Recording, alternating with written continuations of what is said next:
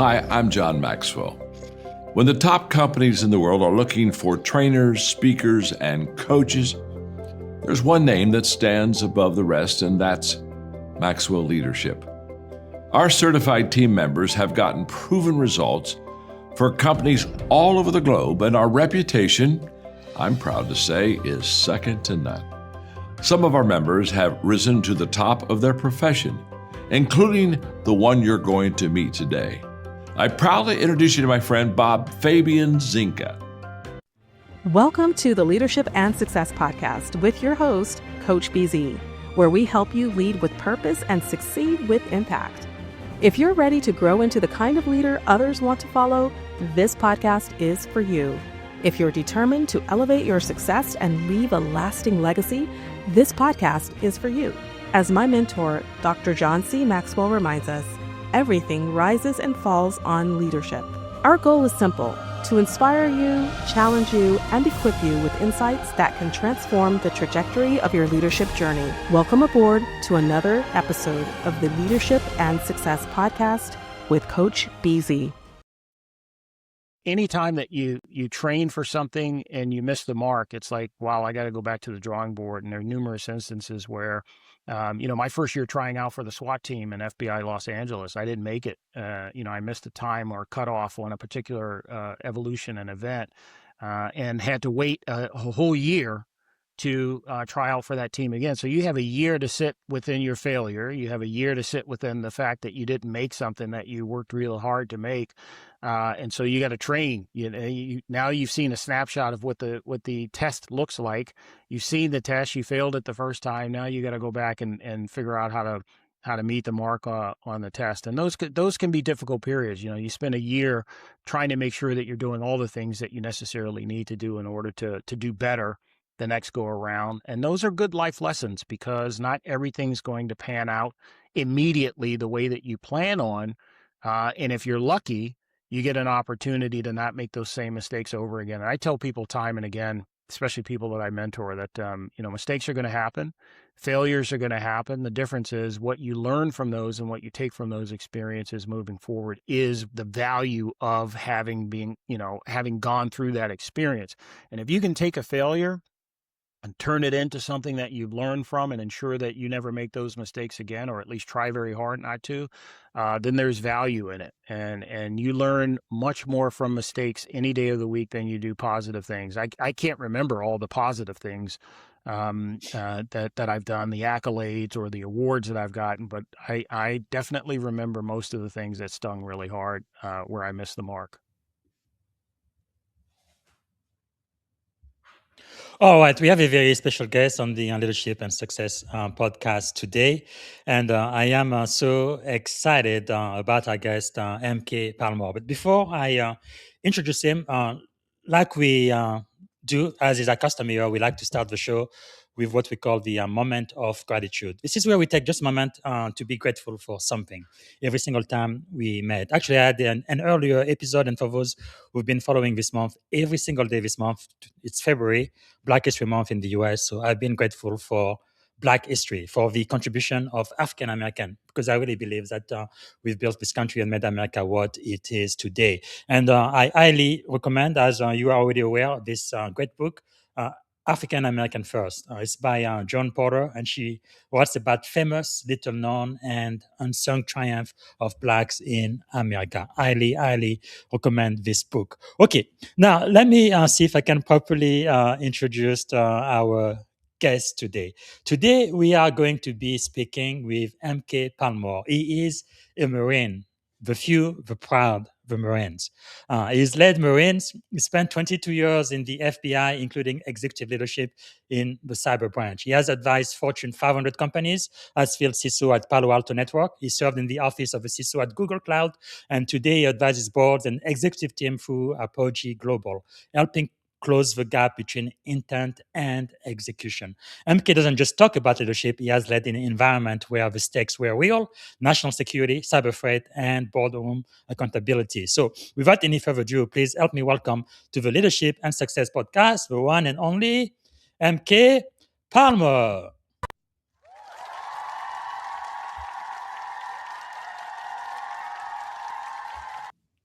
Hey, MK, how are you doing today?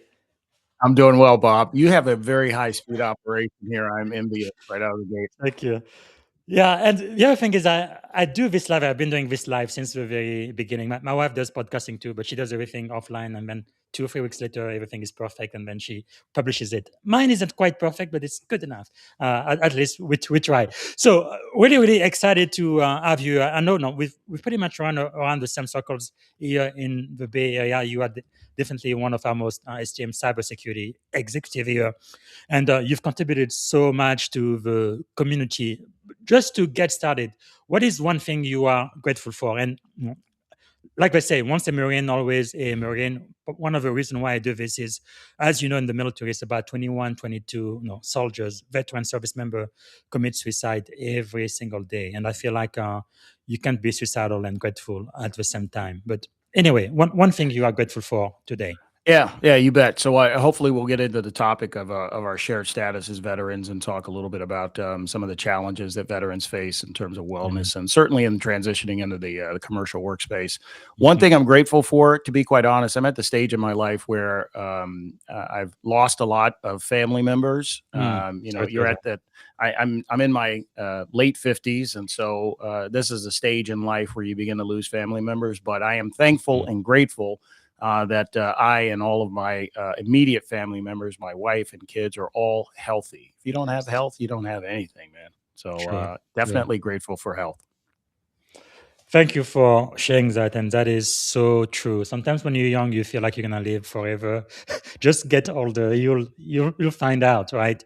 And what is something about you that most people may not know when they first meet you?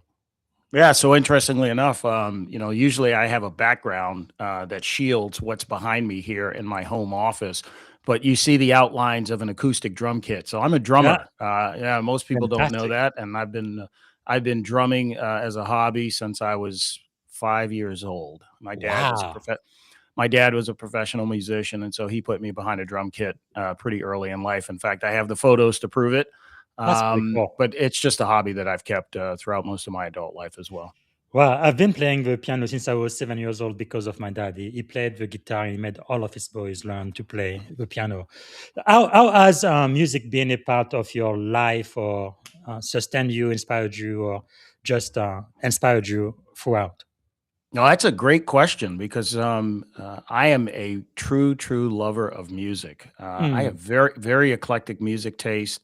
If folks were to see the multiple playlists that I have through the various platforms, I think they would be confused um, in terms of the back and forth that I Yes. experience and what I love in music. Now, I absolutely love music. I am one of those people who gets an immediate boost through hearing music, especially for the first time, Yes. music that resonates with me, whether that be a jazz Wow. fusion piece, whether it be something from the rap or hip hop world, Mhm. or UK grime, or whether it's classical. I'm really into movie soundtrack music. So folks like Hans Zimmer, anytime he puts out music like Cool. that, those things resonate with me, and I'm always listening to music almost 24/7. So it's definitely a Wow. part of my life, part of the backdrop. And I like most people, I have those moments in life that I can take myself back to nearly Yes. immediately just by hearing a particular song. Wow, that is so powerful. The power of music. Sometimes my wife thinks it's a little bit too much for me. Okay, but let me ask you this: what about heavy metal? Is that music that you understand? Yeah, I'm not into heavy metal, but I mean, I am into some aspects of the rock genre. So I mean, I probably eat Yeah. around the edges of it, and I maybe I Okay, get me close. too. Maybe Me I too. get close I with don't know. some bands, but It might not that be. particular genre.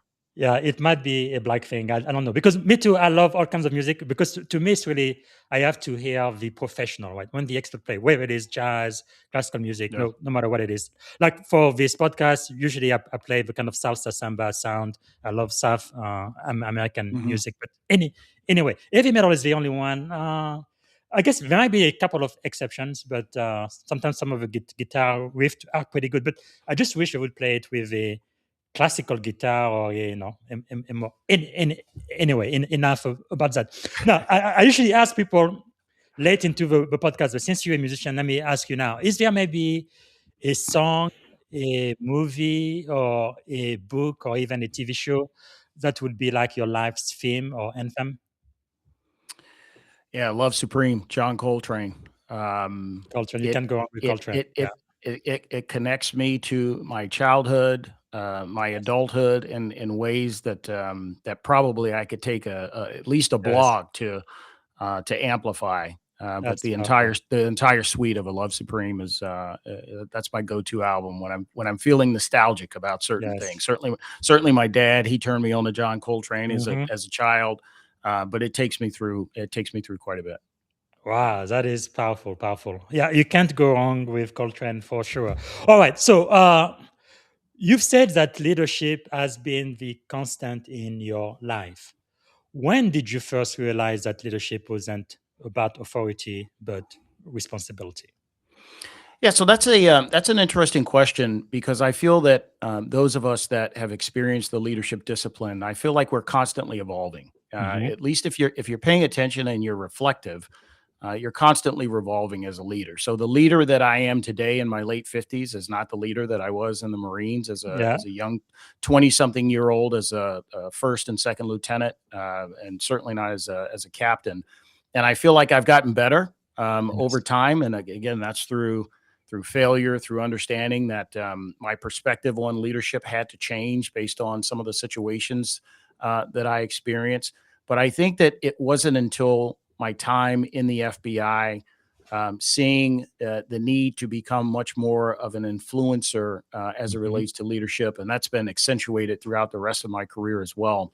Yes. Becoming much more of an influencer rather than someone who dictates policy or dictates through a controlling manner how Hmm. things are supposed to happen.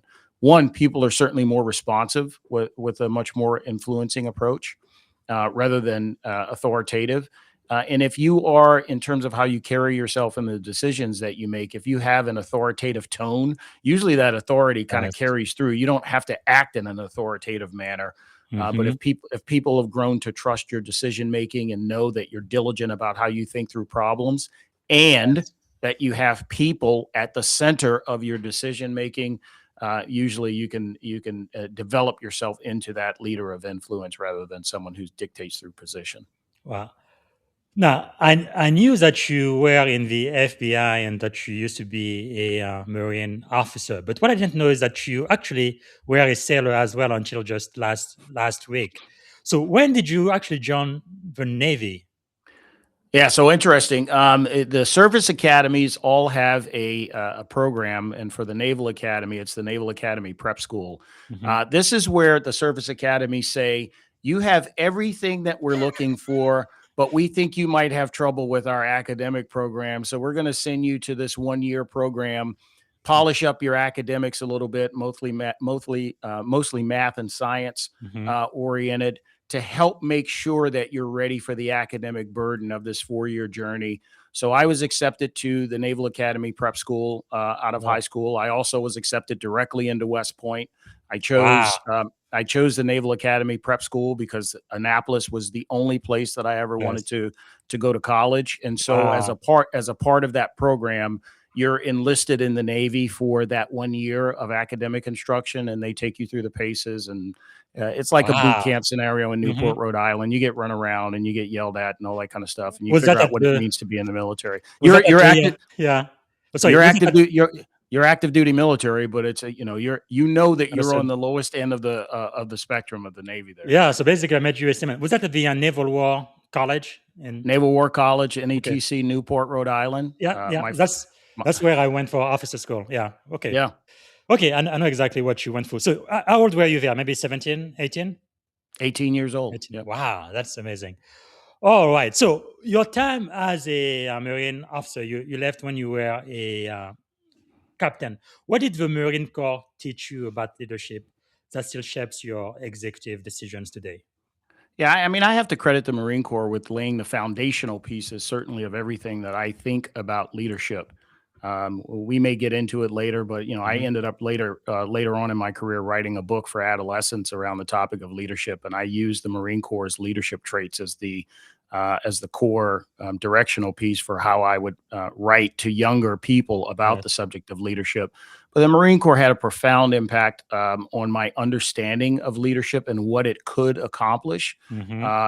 under the right circumstances, and practicing leadership in a way that ensures outcomes. Yes. But my one refrain from that is that I think, the military environment that you and I are so intimately familiar with, it's a little bit artificial because everybody there understands the rank structure, who's in Yes. charge. When orders come out of the mouths of officers to the Yeah. senior enlisted and then down to the junior enlisted, like, people typically do what they're supposed to do, and Hmm. what they're told to do, and so that framework Or you did provides a court martial, of course. yeah, of course. So that framework provides a bit of a artificial infrastructure that allows you Hmm.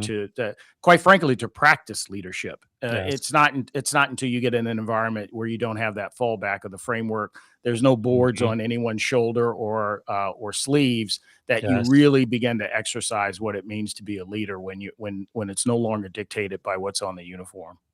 True. I definitely had to learn that because in Silicon Valley, influence wins the day every day. I remember Absolutely. the first job I had here, it was at Pivotal, senior security engineer. I thought about quitting almost every single day for the first 60 days I was here. But anyway, I had to learn, and I did. I did learn. So, what was maybe an early leadership failure that changed how you lead today? Because the video I played, you said how you learn so much more from failure as you do from success. I think it was JFK White who says that success has many favors, but failure is an orphan. Uh, Absolutely. so, what is an early leadership failure that kind of shaped the way you lead now? Since we were talking about the Marine Corps, I can think of one from the Marines that still sticks with me today. I remember getting on the wrong side of a senior enlisted Marine about a subject that we were um, dealing with at the time. We were on deployment somewhere, and he and I got our wires crossed on something, and we ended up getting into a little bit of a shouting match. And I remember to this day, one, I'm ashamed at myself. I can't believe I got into a shouting match with a senior enlisted Marine, someone whose opinion I absolutely valued. And I understood that he had under his belt, he'd probably spent more time on the toilet than I had, Yeah. as a leader of Marines. And there, I could have handled that very differently. Hmm. And to this day, I think, I'm often thinking about how we react to situations in the moment. Yes. And I know many of us come away from situations where we don't feel like we're our best selves, or that we acted in a way that aligns with our thought process when it comes Hmm. to leadership. We always want to go back and retrace our steps on that and say, oh, if I Yes. could do that again, I would act in a different way. And what I learned is that I could have been absolutely right about whatever the situation is that we were in a yelling match Hmm. about, but I'd certainly handled that in an inappropriate fashion. And I learned from Yeah. that experience to take a moment, take a beat before you engage, Mm. even if your senses tell you that it's a fight or flight situation Yes. that requires you to engage in an amplified manner. You can always take a beat, take a breath, maybe even come back to the scenario or situation when you've had an opportunity to gather your thoughts, and then Mm. engage, because you can be much more intentional. You can actually be much more thoughtful in terms Mm. of your responses to people. And that thoughtfulness is something that I think is missing sometimes from these engagements, Yes. that where there's friction. That is so simple but so powerful. Really, it's the difference between reaction and response. Right? You don't Mhm. react emotionally, but you actually create the space to come up with the logical and best response to Yeah. whatever you are facing. What do you think that's so difficult for people to do? Yeah. So one, I was a young leader when that scenario happened, and maybe there were a handful of recurrences of situations where, again, I probably could have handled them a lot differently. But I think that part of that is an immaturity. Hmm. That's a part of the part of the growth process. So, I mean, I don't write it off completely as, hey, you're young, don't worry about it. But at the same Yes. time, leadership is an evolution. Hmm. You're continually evolving. You're continually having those experiences, and so you can attribute it to Yes. the fact that you're going to learn again through failing, through missteps, more so than you do from successes. Because the successes, people are just telling you were right about something. Yes. That's not what you tend to remember. What you tend to remember is when you got something wrong, especially if you were in the wrong, which I'm sure Yes. I have been in a situation or two. When you're in the wrong, it definitely gives you something to be reflective about and to think more intently about how you Yes. might approach that the next time. That is quite powerful. Okay, we have our first question from the audience. Daniel from Maitland, Florida, says, MK, this Black History Month, we are focused at Honor Mode Press on helping veterans move from executing plans to architecting the mission. What turned tech talent into trusted owners of risk? Yeah, that's a great question. Competency is what carries the day in the tech world, and I'm sure, Bob, you can probably Yes. amplify this. People rely heavily on competence in the tech space, and when they recognize that your competence, which is what should be part of your calling card, your virtual calling card should be a person of action, a person of competence. If someone turns to you or makes you a part of a project, they need to know that you're capable of doing and executing your role. And what happens in the tech space is that people become heavily reliant on people who've already been successful before. So if you've shown success, if you've shown competency, people tend to reward you with more opportunities to execute. And yeah, there's an initiation of trust that has to happen there. Maybe they're giving you the first opportunity to succeed, but you need to look at every opportunity that you're given as a chance to show how competent you are. And to show the skills that you're capable of bringing to the table. And so Yes. try as best you can to be successful in those types of opportunities that are presented to you. And that will evolve into the opportunity to be an owner, as the question indicated, of a risk profile. That is really powerful. Of course, in the Navy, we learn about the three C's of leadership, which I think we stole from the Army, but we talk about competence, character, and connection. What does character mean to you? Character means everything. I think that certainly for anyone that served in the military, the whole character piece I think is amplified again and again. Yes. We no one's perfect. We can't be perfect, but we can aspire to amplify the attributes of perfection, and that means we're going to be successful. Hopefully, if we're paying attention to those things most of the time, doesn't mean we're going to be perfect, and it doesn't mean you're not going to falter on some things from time to time. But you got to get back up on that horse. Yes. It's like being a teetotaler. You make a mistake, you recognize, you acknowledge the mistake, and then you get right back into the fight and try and rebuild whatever it is that you happen to falter on. And so character is it's hugely important. Character is mostly important because your character, what you amplify, what you bring into rooms when you're with your colleagues and others, your character is part of the trust building component that they then begin to value your opinions and other things about you when they see that you're a person of high character, high moral Yes. attitude. It helps you in many other areas. And so character is a huge component of what it means to develop into a potentially great leader.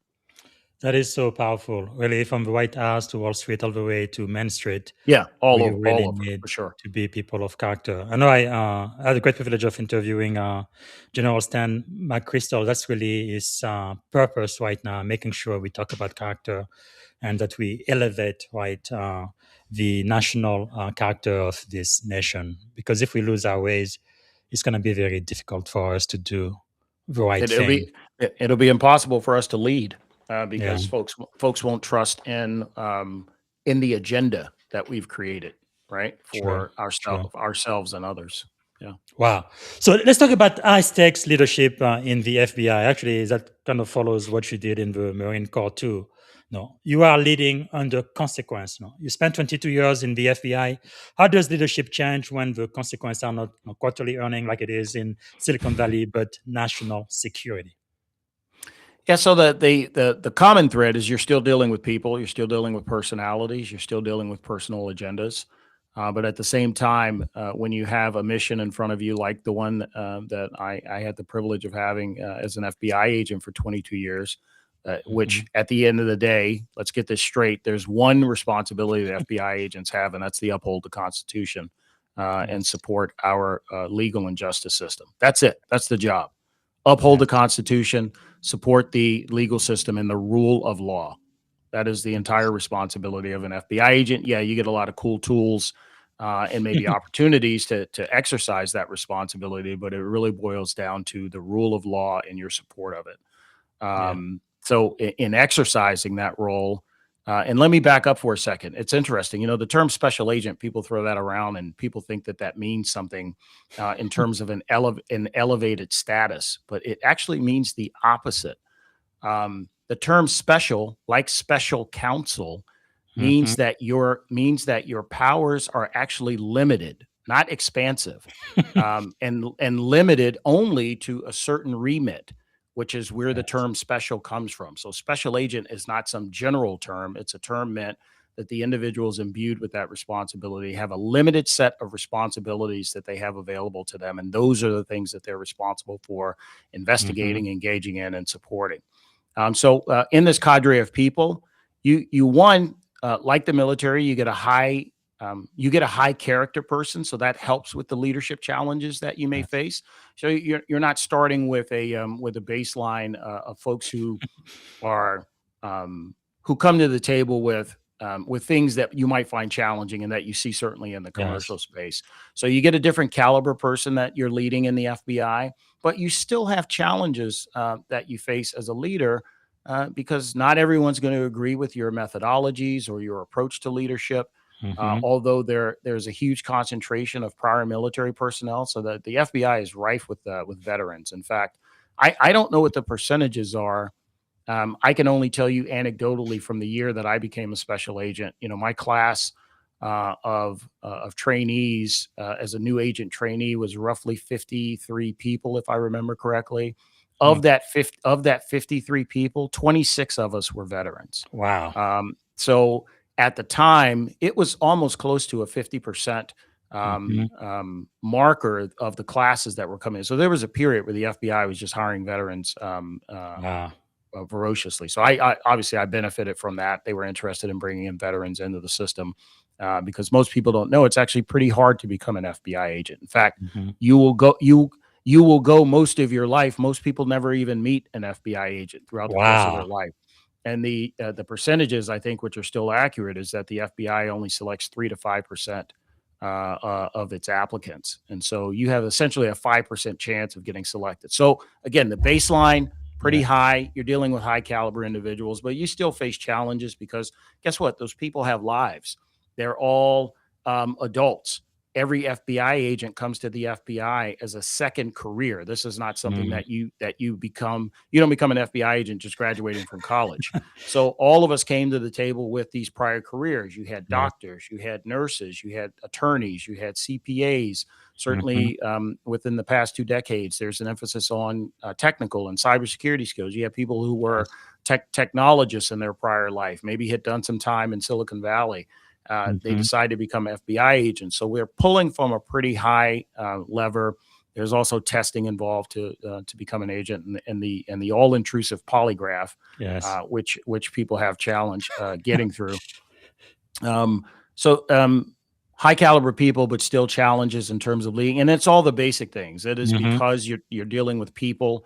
People have to be at the center of it. You're dealing with people who have lives, and they bring their full selves, the difficulty of the lives they're leading, to the table day in and day out. There's marriages, there's kids, there's challenges that they face from a health standpoint, but yet and still we're expected throughout the course of our days and weeks and months and years with the Bureau to exercise our responsibilities. And so there's a little bit of give and take. It's a very, very demanding career because it is completely inclusive of the entirety of your life. You don't actually get to bifurcate any of your life from being an FBI agent. They become one and the same during the time that you're an agent, and it's actually quite burdensome. It's even more so. You are certainly familiar with this, having served in the military. You remember thinking, wow, in the military, I'm under an entirely different justice system with the USMC. I have these responsibilities in order to maintain my clearance. but there And was some, always accountable, yeah, even off yeah, duty. there you go. Always accountable, even off duty. And I don't know about you, but I remember even being intimately involved in certain aspects of my Marines' lives. Like, the fact that Yes. they were off duty didn't mean I wasn't still responsible for them. Yes. So that brings about a whole different thing. It's very similar in the FBI. You similar, not the same. Hmm. Every aspect of your life is under scrutiny. Um, an argument with a neighbor can turn into an OPR investigation.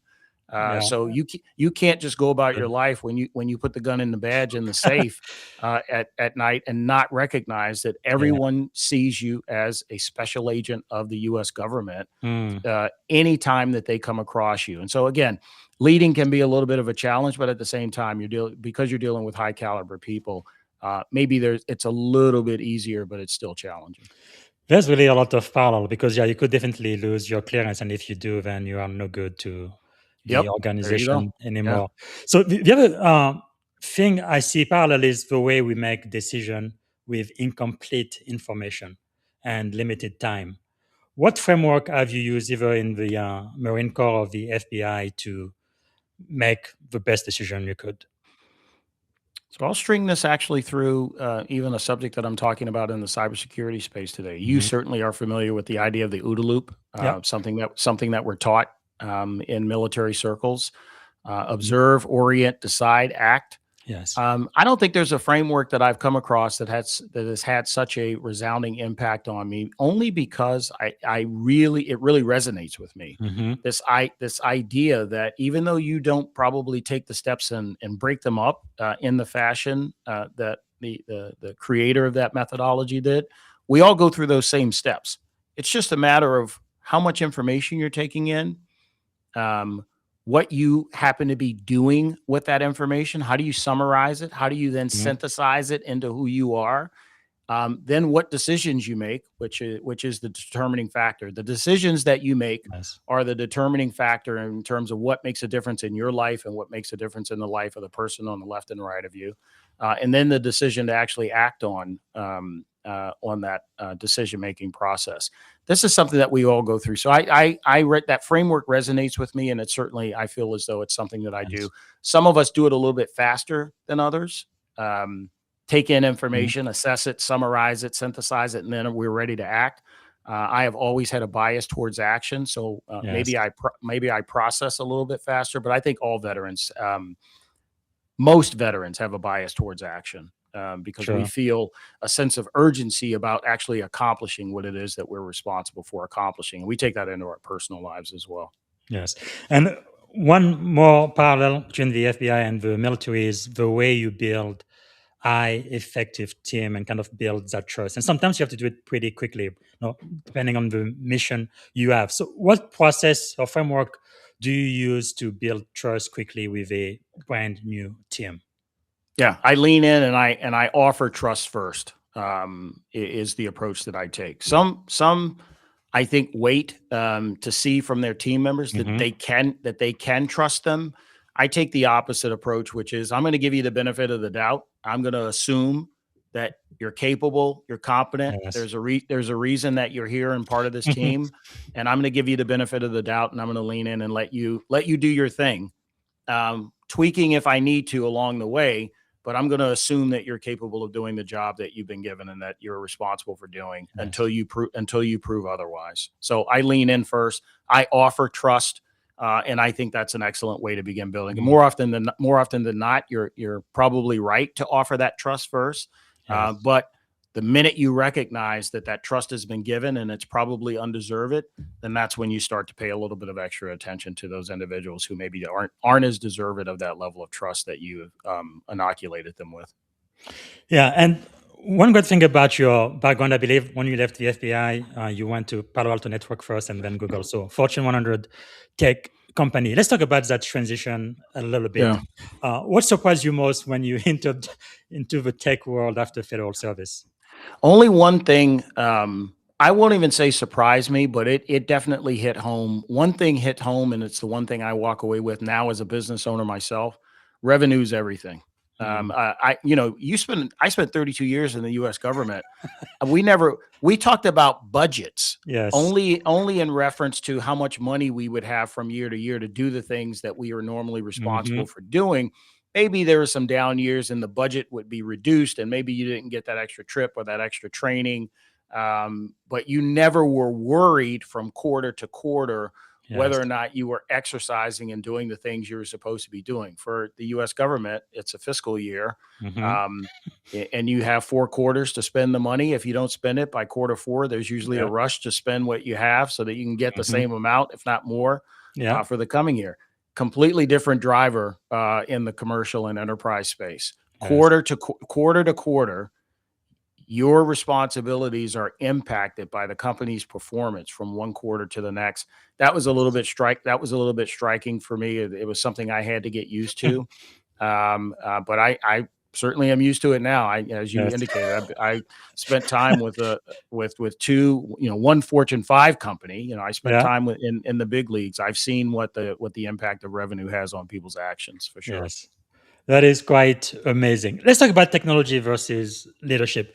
You've said, and I do agree, leadership, not technology, will determine whether an organization will fail or adapt. Can you expand that for us? Yeah, so I would push back a little bit on your use of the term versus. So Hmm. technology is not an opposing force to leadership. Technology is a tool, just like it is in any other aspect of life. Technology can Yeah. be a tool of leadership. Maybe it helps you organize your thoughts. Maybe it helps you in a way that you're able to better synthesize information across the teams that you're operating. Hmm. Analyze data points in order to extract value and understand where the team's doing well and maybe where the team needs some improvement. Yes. Technology is a tool, and I think that oftentimes we get wrapped around the idea of technology just being in existence for no reason. Like it's just technology is being built for technology's sake. No, Yeah. technology is being built because we have needs in our lives as humans where we think we want to be more efficient. We think we want to move faster. There are things that we want to accomplish, things that we want to understand. And so we build technology to help us.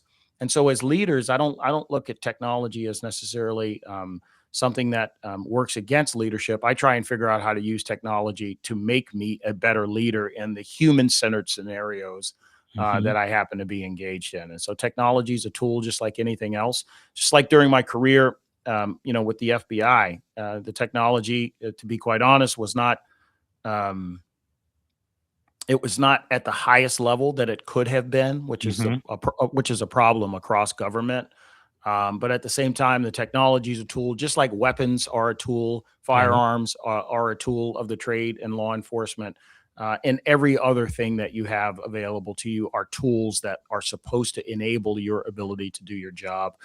So Yeah. I look at technology as part of the toolkit that I use as a leader, even today, running Apogee. That is really really good to know, because I think right here in Silicon Valley sometimes we kind of get lost. No, so many security engineer and software developer, they really get into the cool toys they are Hmm. producing and creating and all of the features, and they kind of forget about why in the world you are doing that. What's the big picture and the impact? Okay, you've advised a lot of boards. When you advise boards, what cyber risk conversation do you have? What do you focus on? What's important? What should be important to a board? Yeah. So, I mean, what's important to a board is understanding what risk any one potential adversarial avenue of approach or tactic may have against your particular enterprise. Part of the study of risk management, I think sometimes we forget risk management was brought to bear on problems and challenges because not every entity has unlimited resources to address its problems. Yes. And so you had to create a methodology that would allow an organization or an entity to assess the landscape, understand what risk are pertinent to them and their Mhm. operational capacity and capabilities, and then prioritize those risks that are pertinent to you so that you can then make better decisions about how to execute on your strategy as a Yes. business or entity. And so boards are uniquely interested They may not know exactly how to ask the questions, but what they're interested in is what's going to harm us, what should we be aware of, and how can you help us better avoid Yes. the traps that our competitors on our left and right are falling into, because that's the field of space that they care about. And those conversations require security executives like you and I see your CISSP manuals Yeah. behind you, requires us to adopt a different language than one that we maybe are used to. Hmm. Boards are not interested in going through the 8 domains of the CISSP Yes. exam in order to be able to understand the risk to the enterprise. Hmm. You've got to put it in business terms, and so I think part of the challenge for current day security stakeholders and leaders is learning that language of risk and risk management, and then Yes. being able to convey their technology gaps, vulnerabilities, and concerns in a way that will allow the board the quickest and possible, most efficient way to make a decision on supporting their efforts in terms of Yes. in enabling the enterprise. That is so powerful. Now, at Apogee Global, right, you really help kind of close the gap between intent and execution. Can you maybe share about some of the things that you do just at a high level to help executive do that? Apogee Global's tagline is we take organizations through the people, process, and technology and bring them to the next level. Um, when I think about problem solving, I don't think about just solving for tech. I don't think Hmm. about just identifying people. I think about people, process, and technology as an ecosystem that deserves to be looked at all together when you're trying to tackle problems or trying to go to the next level. So when I created Apogee Global, the idea was that I could take these experiences that I've had throughout the entirety of my career, serving in enterprise Hmm. space and serving in through the U.S. government, and come to the small to medium sized business market and bring that expertise with me. Now, Yes. I don't have all of this expertise in my own head. The idea here is to create a team. I call it a Hmm. pod. Create a pod that has the necessary expertise to help any one particular organization through the problem that they happen to be addressing at the moment and looking into the future. And so Yes. we take a very bespoke approach to helping our clients. We go through long discussions and discovery. We try and make sure we understand exactly what problem it is that they're trying to solve, and then I go about the responsibility of building the team that's going to help them solve problems. Now, there are Mm. some stationary roles and positions that we have, like program managers, that will go from one engagement to the next. But Yes. one client may need help with security strategy or just at the strategy level. So there's governance, risk, and compliance. There's a lot of document creation. They want Hmm. to walk. They want to walk through the scenario of what they need to look like as a technology organization over the next 3 to 5 years. That's a different problem set than an organization coming to you and saying, hey, we want to get FedRAMP Hmm. approved, or we want to get CMMC approved. Can you Yes. help us go through that process? One is strategic, one is infinitely more tactical, requires a different level of expertise, and may require Yes. us to put together a team that's different in terms of component. And so I try and build teams helping out our fellow CISOs who are all sitting on the Hmm. bench. I don't know about you, but I'm seeing a lot of CISOs who are opening up their own individual practices. Yes. They want to do project based work. People are getting away from this idea of being a long term security stakeholder. And Hmm. quite frankly, even the folks who are still in those roles, I will tell you confidently that I have conversations with those folks. They're tired of the day in and day out. They want to do something that they can go in, have impact, project based, and then move on to something else. And that's the whole idea behind Apogee Yes. Global. I want to bring Mm. experts together to help our clients and organizations solve problems that they have. We want to bring value and impact, and then we want to move on to the next challenge. That is quite powerful. Definitely something we need more and more these days. We are not living into the days of my grandparents anymore, where you get a high school degree, you never have to open another Yeah, book, and you stay with the company 30, 20, yeah. 30, 30 I years think and get a gold yeah, watch or something.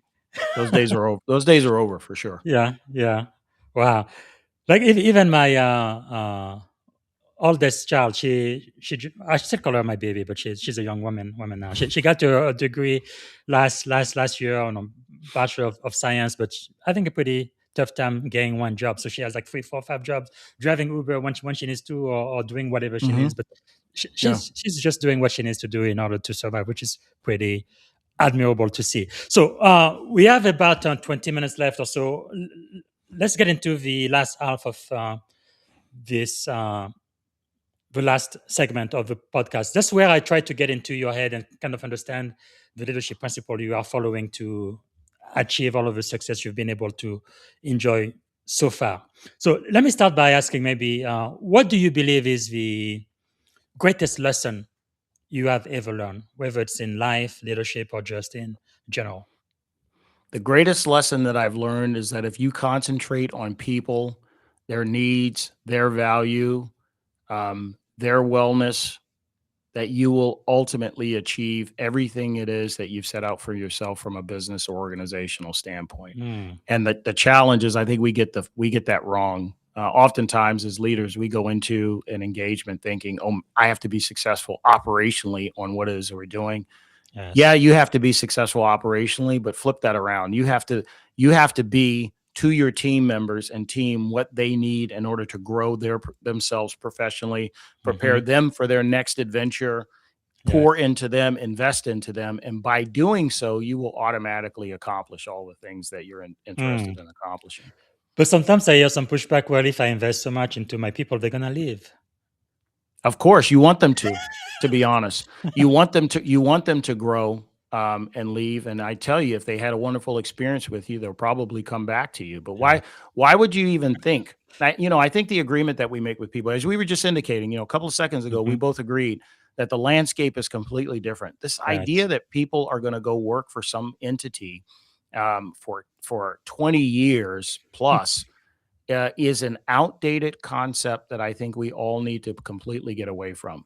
You have maybe 3 to 5 years with someone, and in that 3 to 5 years, you have a responsibility to help them grow because they will contribute to the enterprise in a way that's helpful to you in the enterprise outcomes.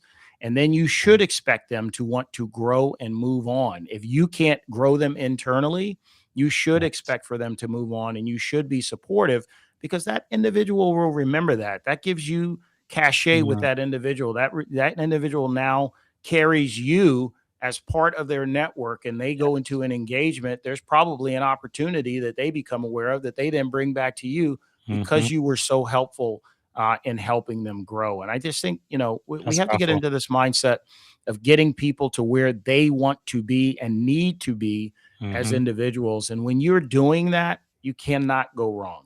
You absolutely cannot go wrong. Amen to that. That's definitely the mindset we should have.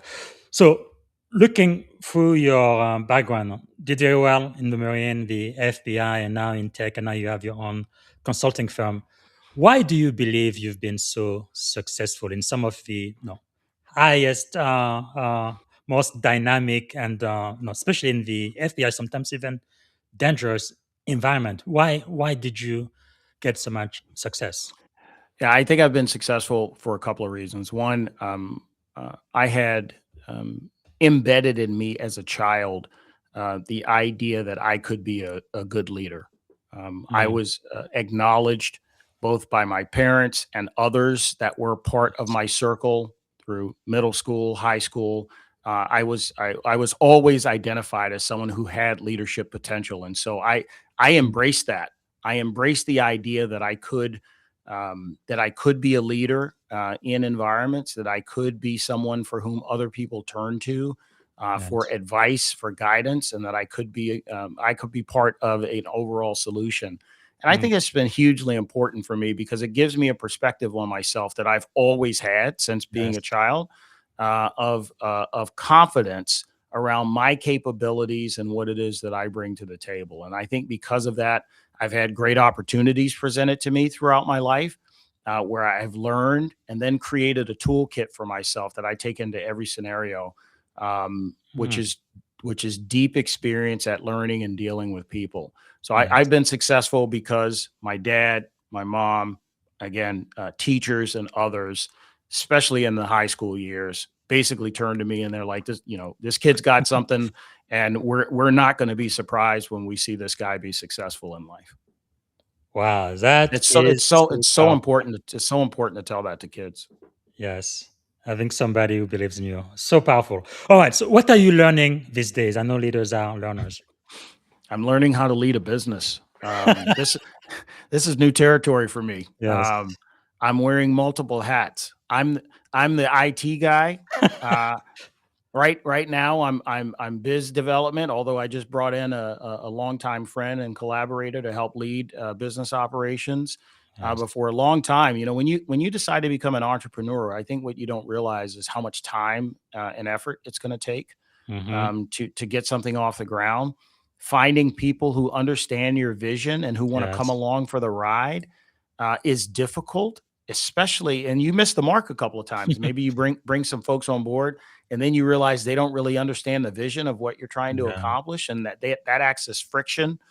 Certainly not grease in the wheels. Mm-hmm. So what I am learning right now is all the things that it takes to get a successful operation off the ground. And it is, in addition to the MBA that I have, it's the best business education that I could have as an adult for sure. Powerful. Well, God bless you. I know we need more and more businesses like yours, especially here in Silicon Valley. It's incredible. So, if you could choose three people to have dinner with, they could be alive, dead, or even fictitious characters. Who would you choose and why? Three people. Hmm. So first of all, Barack Obama. I can't. He's my guy. I Yeah, can't. right over there. Yeah. Uh, Barack Obama. You, What you, he was you don't able have to. to say why for that one. Next. Yeah. Okay. All right. Um, I would say Nelson Mandela. Yeah. Yeah. Madiba. You don't have to say why either. Next. Then maybe Dr. King.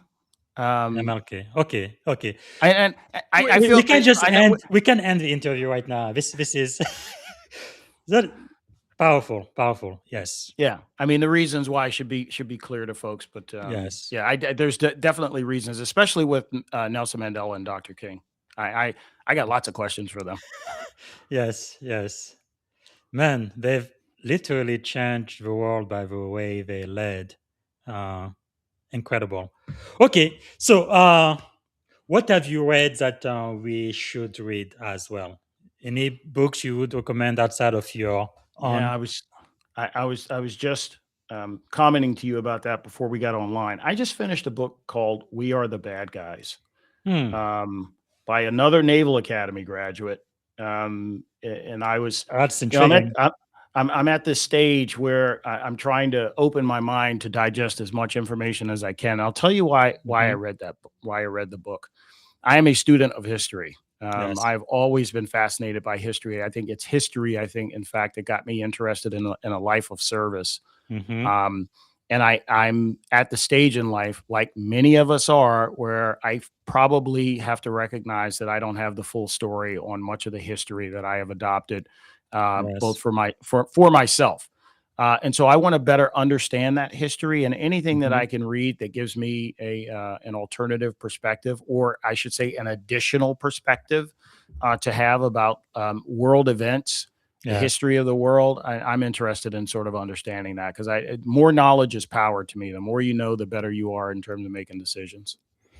Wow, that is really powerful. So we are the bad guys. This is by Michael Lester, right? You got it. Yeah. You got it. Wow, that is powerful.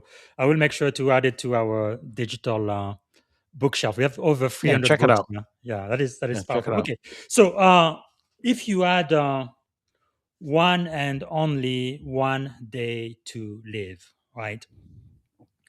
What would you have liked your final contribution to be? If I only had one day, I'd just spend it with my family. I Yeah. mean, I want to, I want to spend that day with my wife and kids. I've got three children. I tell people that I've been blown away by life three times. I remember the dates and times that happened, and only those three times. Yes. Those are the people that I would want to spend that day with, and if I could do that, Well, I'd be pretty satisfied. so, if you had a magic wand and you could solve any problem at all, what is the one problem you'd like to solve first thing tomorrow morning? Global conflict. I Yeah. think I'm really, again, as part of my pursuit being a history buff, I really want to understand why there's so much global conflict around the world. And to all of us who have served, I know that many of us come out on the other end of that, wondering why these conflicts happen, what contributes to them, why lives are sometimes unnecessarily lost. There have been whole generations of men and women that have been lost to conflict over the course of time. Yeah. And I think I'm on a life's mission to really understand why that conflict happens, Powerful. or why it evolves to the stage where people feel as though kinetic action is the only way to resolve it. Answers. Yeah. Powerful. Okay, if you had the ear of every aspiring military, federal, or tech leader in America right now for like 60 seconds, what would you tell them to do tomorrow morning?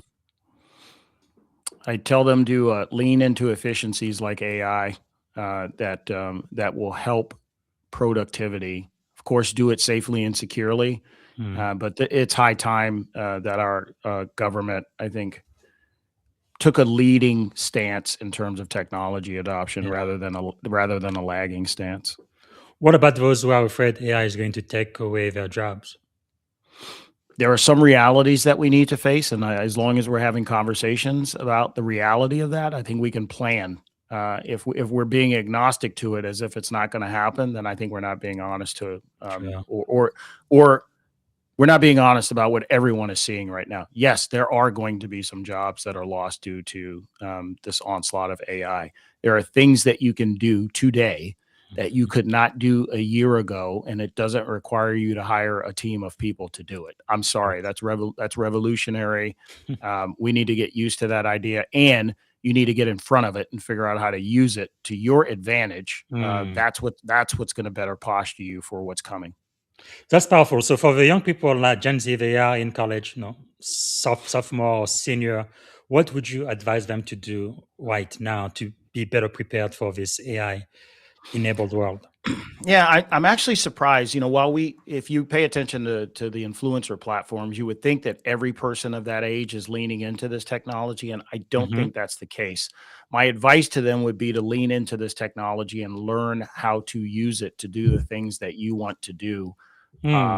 Because I don't think everyone's doing it as much as everyone thinks. There are certainly groups that are, for the entrepreneurs and business owners and folks who are leaning into this, but I'm surprised it's not much more part of young people's sort of toolkit, if you will, for identifying how to solve their life's problems or challenges. Definitely technology. Okay, so we are getting toward the end of the podcast. I think we have about 5 minutes left. And that's when I ask, what can we do to add value back to you? Yeah, connect with me on LinkedIn. I'm a prolific user of LinkedIn. I do a lot of posting and publishing on LinkedIn, a newsletter, and certainly weekly insights on what we're doing at Apogee Global. So connecting on LinkedIn is probably the best way. And of course, we have a business website that you're free to go to at apogeeglobalrms.io. That's the company website. My goal is to be fairly disruptive and supportive at the same time of the SMB space as it relates to enterprise risk advisory. I'm trying to do this in a way that's different from the way most have approached this historically. And again, I'm trying to bring experts to the table to help SMBs solve the problems that they're facing, because they may not have the deep pockets that the large scale enterprises have, but they have the same problems just at a different scale. Very good. And that's Apogee Global RMS. Yeah, I think this is really, really needed, especially for small and medium-sized businesses in this area. Thank you for doing that. Okay. Is there maybe a question I should have asked you I didn't get a chance to ask? No, this has been I think, a good wide-ranging interview. I appreciate the things that you mentioned at the top of the interview. I hope folks were paying attention to, especially the comment from, it looks like a shared mentor, if you will, and John Maxwell. I am a firm believer in that statement that everything rises and falls on leadership. Everything. It is one of the most prolific leadership statements I think that's ever been made. I think people probably don't embrace it as much as they should. But if Yes. you have a problem in business that you are tackling, it's probably not just a technology problem. In all likelihood, you might have a leadership challenge on your hands that you need to Yeah. solve as well. Because technology is nothing but a tool. People need to Correct. be reminded of that. All right. In that case, let me ask you this, probably the most important question. If you could go back and give a piece of advice to your 17-year-old self, standing at the edge of this incredible career you've had in the military, the FBI, and now high tech, what would you say to 17-year-old MK? I'd say just trust the process. I'm a pretty long-term planner. So Yes. everything that has evolved for me has been diligently planned and scoped out. And I had to understand that I was always playing the long game. So I would just say trust the process. Wow, powerful. Okay, the last couple of minutes, let's do a lightning round. So don't take too long to think. First thing that comes to your mind, one word that defines great leadership. Integrity. Okay, morning routine or practice that keeps you grounded. Coffee drinking. Book or quotes that change your life. Everything rises and falls on leadership. Okay. Maxwell says that. Who inspires you the most today? That's a good question. Because I'm desperate for inspiration at the moment. I don't have a good answer for that. Okay, that's okay. Okay, a leadership habit you refuse to compromise on. A leadership habit, Mhm. a full transparency. Okay. I think it's the only way to really solve problems. What's a question every leader should ask frequently? Is there something that I'm doing? Is there something I can do to unblock an obstacle for you so that you can be successful? Man, it's really being a servant leader. Powerful. Okay, what did you want to do when you were a kid? I wanted to be an astronaut. Astronaut. Okay, that didn't work out quite well. Okay, what are 3 adjectives describing you as a child?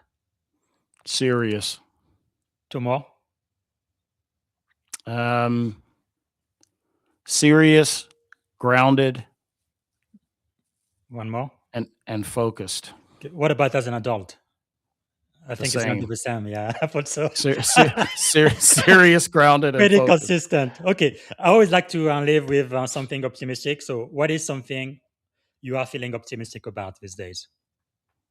I have to be optimistic about my children and their ability to succeed in life. That's sort Yes. of the last phase for my wife and I, right? To see the Yes. success of your children, so you pour into them as a family in an effort to propel them out into the world. And so, as I maintain my health, my only wish is to see them be successful. That's the entirety of what this phase of my life is about. I say I like to end on a optimistic note, positive note. However, I feel like as American, this might be the first generation where our kids don't feel like they're going to do better than their parents. I don't think I say Yeah, that in American. I've heard that before as well. I'm not so sure I buy into that just yet. Really? Because it looks like I yeah. was able to live an American dream, buy a house and all of that, but my kids right now, there is no way they're going to be able to afford a house in Silicon Valley. Well, they just have to figure out a way to navigate all of the things that they have a different experience than the experience you and I had, and they have Sure. to figure out how to navigate that. And I think that there are wins to be had in this environment that's evolving. They just have to figure out what that looks like for them. I love the mindset. Okay, very last question, and thank you so much for your time. What is one word that represents our shared experience on this podcast today? Veteran. Yes, veteran. Thank you so much, MK Palmore, Marine officer. The proud, the Marines. And then you went to an even more exclusive club, the FBI, and now high-level Silicon Valley guy. So thank you so much for your service and for being one of our master's teacher today. I really appreciate it. Bob, thanks for having me. I really appreciate it. Well, everybody, this is it for now. That was MK Palmore. And again, follow him on LinkedIn. Let me make sure to put this info. So it's linkedin.com. You go to in MK Palmore, very easy. And I also would like for you to get a copy of his book. It's for youngster, but I think it applies to adult and businessmen also, leadership for youngster. I really do believe that leadership is the most critical skill of the 21st century. Even in the age of AI, with all of the automation and all of that, we still need leaders, people to lead people, to influence people, and to manage projects. So leadership is key. All right, I'm going to be back here tomorrow. I'm going to be interviewing the one and only Captain Anthony Simmons. So that's going to be tomorrow. And then I have another interview on Sunday with a Maxwell leadership coach. I'm going to be adding those on my feed on LinkedIn later today. And I believe on Saturday, we are going to reprise. I kind of stopped on day 16, the study of the book of Proverbs. This is not a religious study. We just go back to that book and look for ancient wisdom and leadership lessons from the book of Proverbs. I think we stopped at lesson 15. So we're going to go through lesson 16 through 26 or 27. I'm planning to do that this Saturday. All right. Thanks again for being with us today. And many, many thanks to MK Palmore for being our featured guest today. And until tomorrow, have a wonderful rest of your day. Bye for now. Thank you for tuning in to the Leadership and Success Podcast with your host, Coach BZ. If today's episode added value to your leadership journey, be sure to subscribe, share, and join us again for more wisdom nuggets on how to lead better and achieve greater success. Remember, leadership is the most critical skill of our time. The world will always need leaders to inspire others, drive innovation, and execute meaningful strategy. So why not count yourself among the bold leaders shaping the 21st century? Until next time, stay inspired, stay committed, and keep leading with excellence.